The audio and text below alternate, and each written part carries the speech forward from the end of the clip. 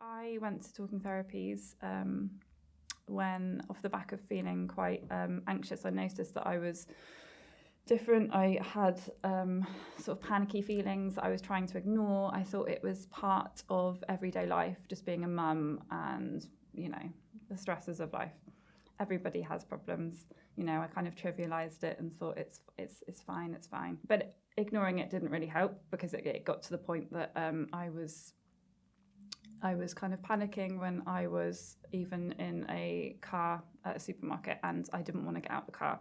I didn't want to go into the supermarket. People were just really overwhelming. I realised that I probably had a bit of a problem. I started to have panic attacks and things at home, which were just really quite scary. The symptoms are real. They feel like you're having a heart attack or that you can't breathe. It does actually feel real. It's quite disturbing. So I rang my GP, went and had an appointment, and he referred me for Talking Therapies.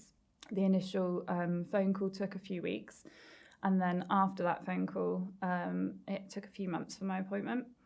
The phone call itself was really easy. It was really relaxed. He was a lovely guy that I spoke to, and yeah, it just made me feel really comfortable, really reassured, and that everything was going to be okay.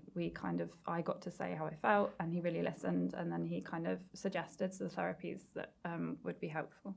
It was quite overwhelming to start with, but within about 5 minutes, I realised that I was in good hands. He was just so lovely, the guy. I said to him before we left, if I could have kept him as my life coach, I would have done. It's something I realised that I actually feel like everybody should have access to. Everyone should have the support that they need, because, you know, we all have mental health in the same way that we all have physical health, and there's nothing to be ashamed of. It's something that is going to dip slightly sometimes for some people, and ignoring it is not going to do any help. It's not going to help you. It's not going to help your children. It's not going to help anyone around you.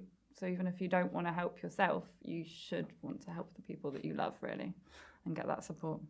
So the GP referred me to Talking Therapies. He did actually say that I could self-refer, and I went and had a look online at the time, and if I'd known that, I would have done that, because it saves you going through the worry and the pressure of having to go to a GP and confess that you're not coping or that you're not feeling great, and just having that, I don't know, that weight on your shoulders that you have to go and tell somebody can be quite overwhelming and quite scary. Having that taken away and being able to go online yourself and fill out your own forms, and knowing that someone's going to ring you soon to check on you and work out a plan with you is so much easier. It's so much less scary.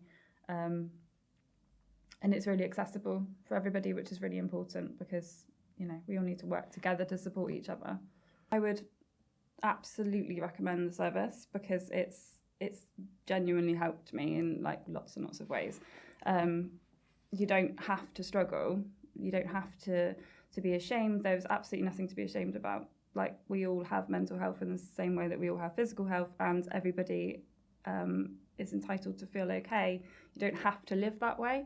You can genuinely be you again and feel better, and it's available for everybody.